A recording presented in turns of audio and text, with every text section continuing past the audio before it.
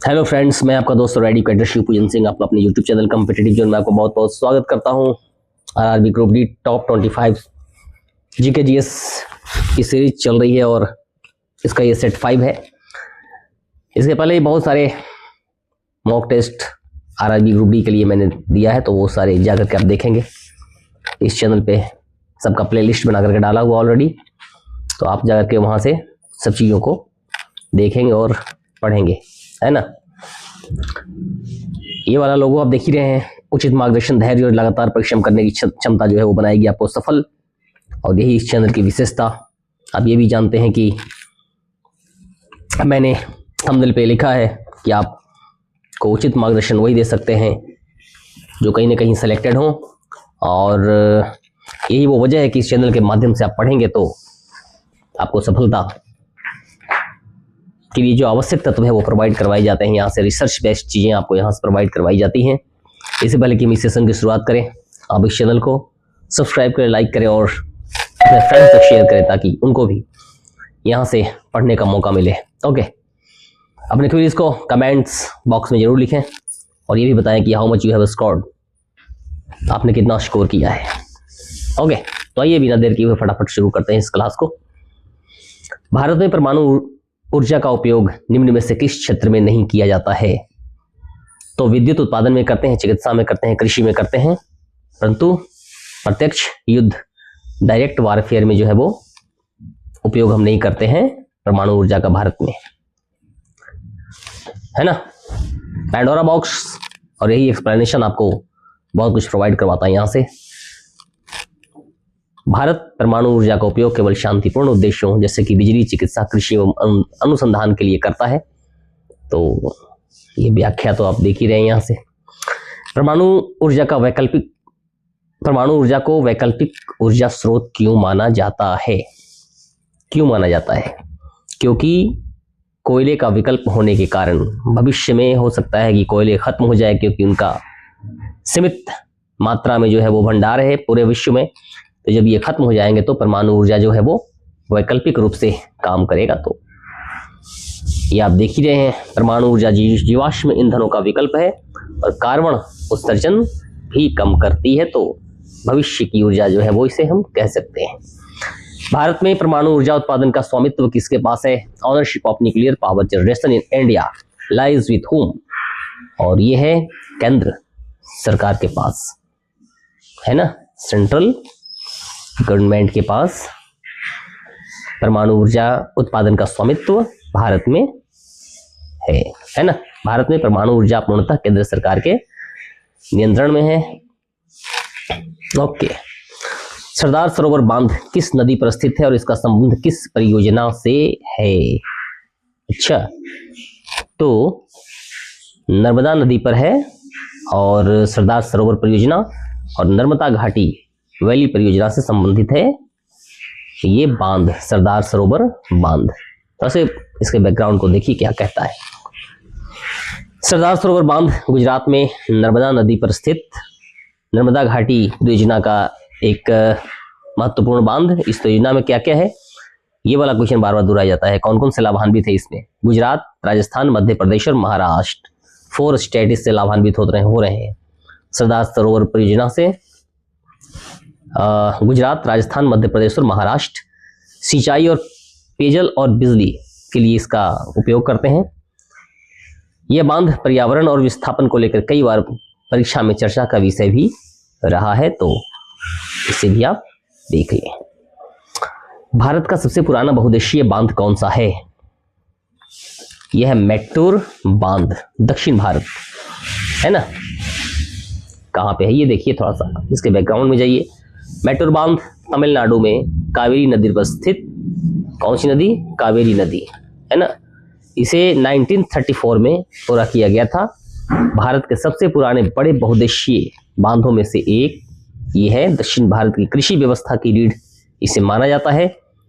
परीक्षा में सबसे पुराना और सबसे बड़ा जैसे शब्दों पर विशेष ध्यान देना चाहिए। ये सबसे पुराने की बात की जा रही है, सबसे बड़े की बात यहाँ पर नहीं हो रही है। तो पुराना पूछेगा तो मेट्टूर बांध को आंसरिंग करेंगे। नागार्जुन सागर बांध की ऊंचाई कितनी है? यह है 124 मीटर, है ना।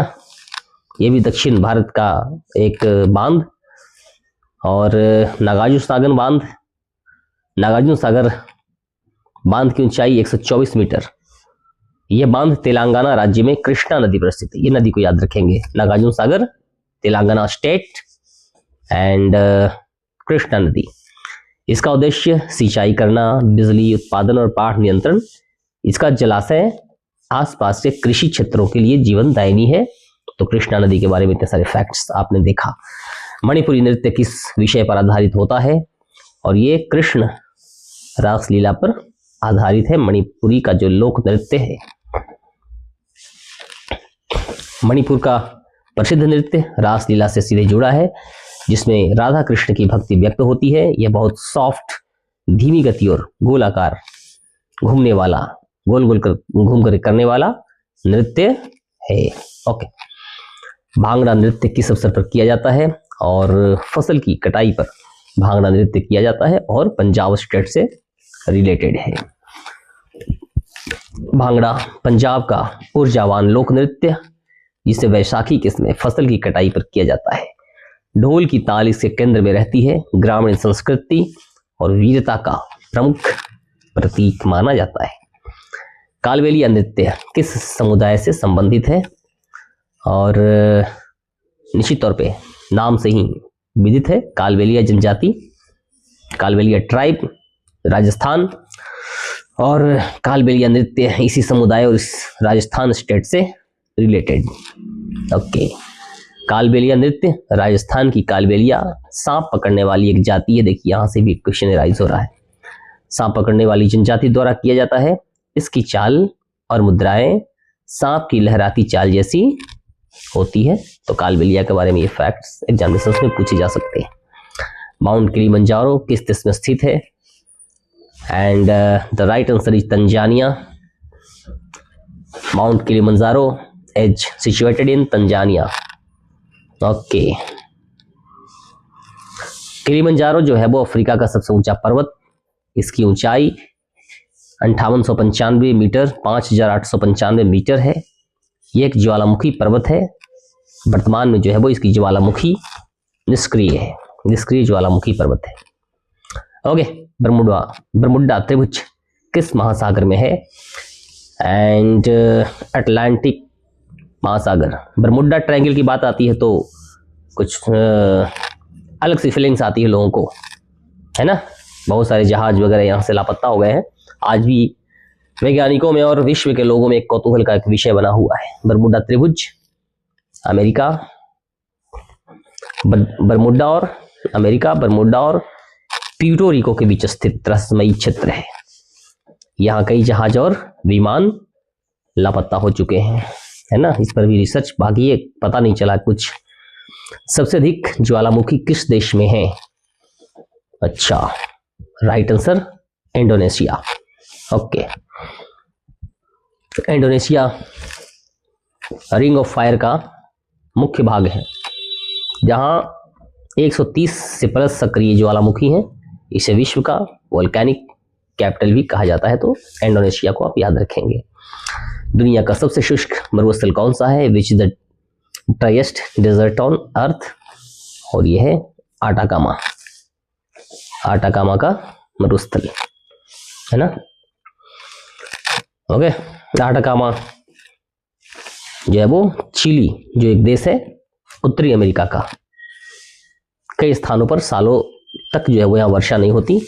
इसे पृथ्वी का सबसे सूखा स्थल बताया गया है, शुष्क स्थान बताया गया है। ओके, तो आटाकामा चिली। पृथ्वी का सबसे बड़ा delta, largest delta in the world, और हमारे देश का ही गंगा ब्रह्मपुत्र का डेल्टा, है ना। ओके, सुंदरबन क्षेत्र जो है वो दुनिया का सबसे बड़ा डेल्टा है। इसे सुंदरबन के नाम से भी जानते हैं, गंगा ब्रह्मपुत्र के डेल्टा को, इसे आप याद रखें। दुनिया का सबसे लंबा समुद्री तट किस देश का है? ये तो आप जानते ही हैं, कनाडा का है। लेकिन कितना लंबा, थोड़ा सा व्याख्या में देखेंगे इसके लिए इन चीजों को। कनाडा की समुद्री तट रेखा लगभग कितना, 2,02,000 किलोमीटर लंबा, है ना। लगभग 2,02,000 किलोमीटर लंबा। इसकी जटिल भौगोलिक रचना द्वीप और खाड़ियों के कारण यह विश्व का सबसे लंबा तट वाला देश कहा जाता है। फ्रांसीसी क्रांति का मुख्य नारा क्या था? What was the main slogan of the French revolution? Examinations में बहुत बार पूछा जाने वाला और खास करके रेलवेज के एग्जामिनेशंस का बहुत ही पसंदीदा क्वेश्चन। स्वतंत्रता, समानता और भ्रातृत्व, लिबर्टी, इक्वलिटी एंड फ्रेटर्निटी। फ्रांसीसी क्रांति कब हुई थी? ये याद रखें, 1789 की फ्रांसीसी क्रांति, और इसका मुख्य नारा लिबर्टी, इक्वलिटी, फ्रेटर्निटी। यह राजतंत्र के विरुद्ध जन संग्राम का प्रतीक भी बना बाद में जाकर के। क्रूसेड्स किसके बीच लड़े गए थे? क्रूसेड्स वर फाउट बिटवीन होम, ईसाई और मुस्लिमों के बीच। किसके लिए? कौन सी जगह के लिए? जेरूसलम। 11वीं से 13वीं शताब्दी तक पवित्र भूमि जेरूसलम पर अधिकार के लिए ईसाइयों और मुस्लिमों के बीच कई धार्मिक युद्ध हुए। इन्हें क्रूसेड्स यानी कि धर्म युद्ध के नाम से जाना जाता है। इसे मध्ययुगीन विश्व का सबसे महत्वपूर्ण धार्मिक संघर्ष बताया गया है। ओके, रोमन साम्राज्य का प्रमुख धर्म कौन सा था? What was the main religion of the Roman Empire? लोग यहाँ के मूर्ति पूजक लोग थे, पैगानिज्म पर विश्वास करते थे और यही यहाँ का धर्म था, मूर्ति पूजा। ओके, प्रारंभिक रोमन साम्राज्य के कई लोग कई देवी देवताओं की पूजा करते थे, जिन्हें पैगन धर्म कहा जाता है। यह यूनानी देवताओं से काफी प्रभावित था। बाद में 4वीं शताब्दी में सम्राट कॉन्स्टेंटाइन ने ईसाई धर्म को स्वीकार किया। इसके बाद ईसाई धर्म रोमन साम्राज्य का प्रमुख धर्म बन गया। बहुत सारे फैक्ट्स यहाँ से और आपने बहुत कुछ सीखा। चीन की महान दीवार का निर्माण मुख्यतः किस उद्देश्य से किया गया था? और दुश्मनों से रक्षा के लिए चीन की दीवार का निर्माण करवाया गया था। किनके द्वारा? चीन की महान दीवार का निर्माण उत्तरी घुमंतु जनजातियों, विशेषकर मंगोल और हुनों के आक्रमणों से संरक्षा के लिए किया गया। हजारों किलोमीटर तक फैली यह दीवार चीन की प्राचीन सैन्य रणनीति और वास्तुकला का अद्भुत उदाहरण है। ओके, तो चीन की दीवार के बारे में इतने सारे फैक्ट्स आप देख ओके बच्चों। तो रिफॉर्मेशन आंदोलन का नेतृत्व किसने किया? Who led the information movement? और ये है मार्टिन लूथर किंग, है ना? कौन है ये? 16वीं शताब्दी में मार्टिन लूथर ने कैथोलिक चर्च की भ्रष्ट नीतियों के विरोध में सुधार आंदोलन प्रारंभ किया। उसने 95 थीसिस लिखकर धार्मिक सुधार और व्यक्तिगत आस्था की स्वतंत्रता पर जोर दिया। इसके परिणाम स्वरूप प्रोटेस्टेंट धर्म का जन्म हुआ। तो मार्टिन लूथर किंग के बारे में इतने सारे फैक्ट्स आपने देखा। विश्व श्रमिक दिवस कब मनाया जाता है? When is international labour day observed? और 1 मई। क्या है बैकग्राउंड इसका? कैसे इसकी शुरुआत हुई? थोड़ा सा यहाँ से देखिए, बहुत सारे क्वेश्चन से राइज होते हैं। श्रमिकों के अधिकारों के समर्थन में 1886 के शिकागो आंदोलन की याद में यह दिवस 1 मई को मनाया जाता है। भारत में इसे कामगार दिवस के रूप में जानते हैं। तो 1886 के शिकागो आंदोलन, और यहीं से शुरुआत होती है श्रमिक दिवस की, जो 1 मई को हुआ था। पूरे विश्व के श्रमिकों के अधिकारों की मांग करता है विश्व श्रमिक दिवस, और that's why it is celebrated all over world. विश्व रक्तदान दिवस कब मनाया जाता है? When is world blood donor day celebrated? और ये 14 जून 14 जून को मनाया जाता है। कार्ल लैंडस्टीनर, है ना, नाम सुना है ना? यह दिवस कार्ल लैंडस्टीनर रक्त समूह के जो खोज करता है, इनकी जयंती पर मनाया जाता है। इसका उद्देश्य सुरक्षित रक्तदान को प्रोत्साहित करना है। अंतर्राष्ट्रीय योग दिवस भारत की देन। When is international yoga day celebrated? अंतर्राष्ट्रीय योग दिवस कब मनाया जाता है? When is international yoga day celebrated? 21 जून, 21 जून को, है ना? क्या उद्देश्य है? अंतर्राष्ट्रीय योग दिवस की शुरुआत 2015 में भारत के प्रधानमंत्री नरेंद्र मोदी के प्रस्ताव से हुई थी। इसका उद्देश्य योग को वैश्विक स्तर पर जीवन शैली का हिस्सा बनाना है ना। बाबर की मृत्यु कहाँ हुई? मुगल आक्रांता बाबर, और इसकी मृत्यु आगरा में हुई थी सीढ़ियों से गिर करके। ओके, बाबर की मृत्यु कब हुई थी? 1523 में आगरा में हुई।